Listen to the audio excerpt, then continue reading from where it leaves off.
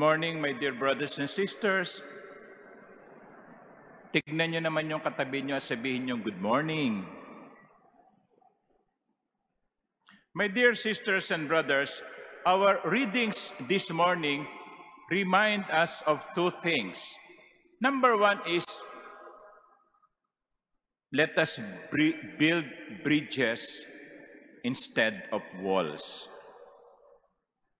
Let us build bridges instead of walls. Because bridges bring us together, walls separate us from each other. Magtayo tayo ng tulay, hindi ng mga pader.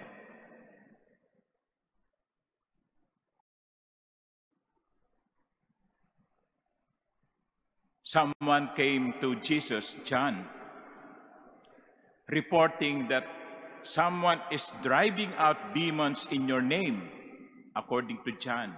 And we tried to prevent him because he does not follow us. And Jesus said, no, allow him.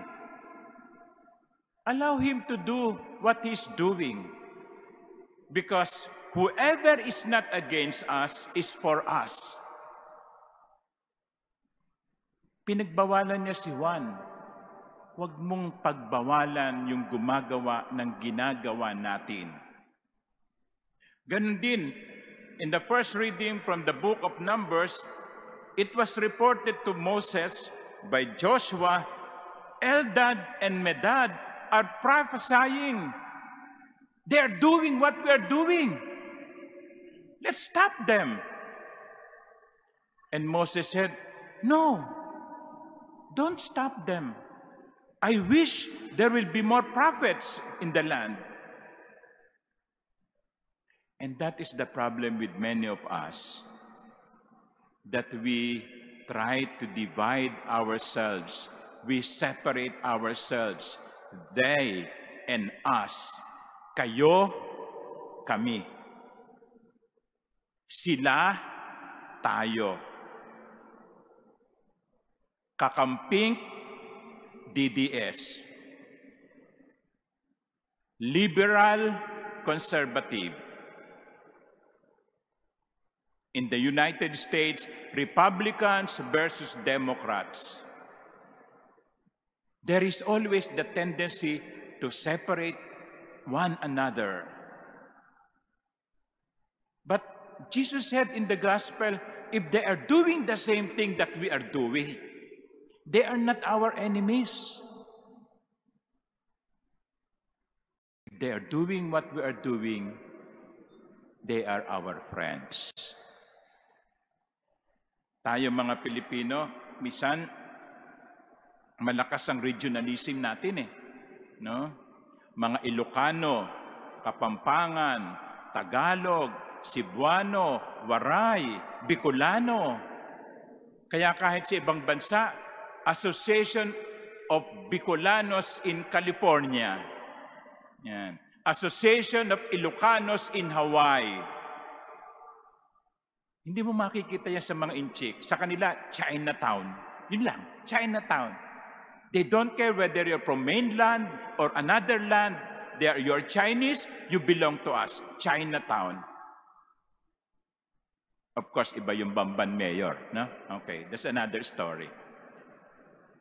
Japanese town. Japanese town. Tayo, may Bicolano town. May Tagalog town. And that is why we tend to separate one another. How about Filipinos? How about Filipinos or Filipinas? Walang Bicolano, walang Ilocano, walang Waray, walang Muslim, walang Tagalog. Lahat Filipino. Para na sa ganon, matuto tayong mag-isip ng may pagkakaisa.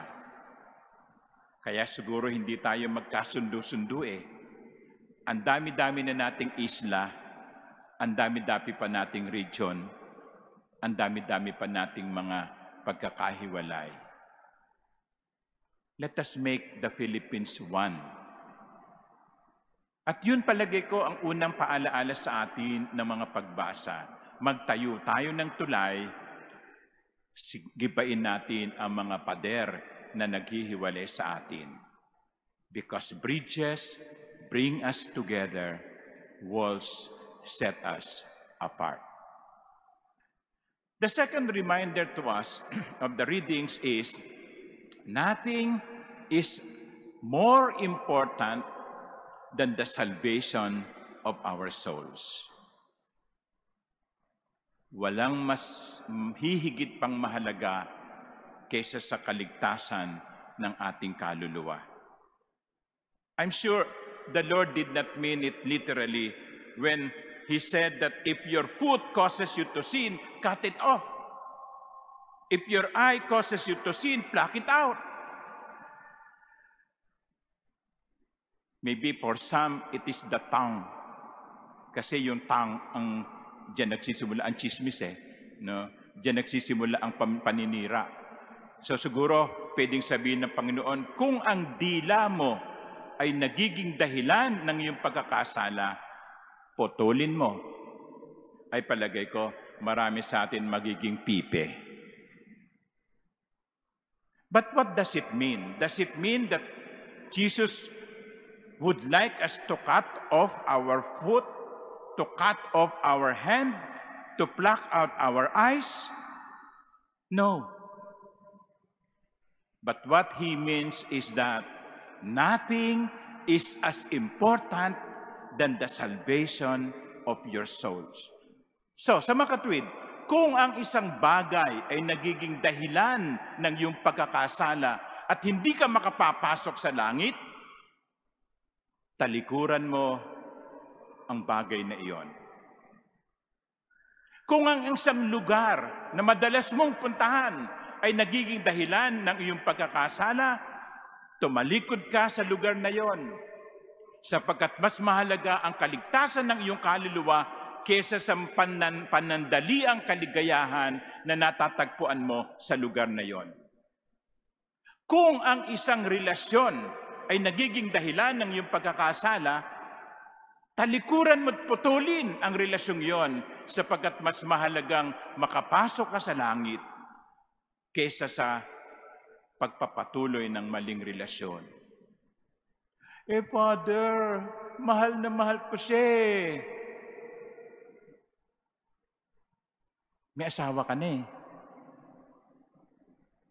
Maging tapat ka sa asawa mo. Putulin mo yung relasyong yon. Sapagkat hindi mo ito ikaliligtas.